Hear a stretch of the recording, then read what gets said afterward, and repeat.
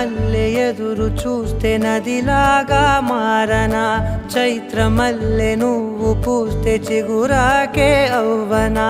నన్నే వరించే యువరాజును అంట నీ యువ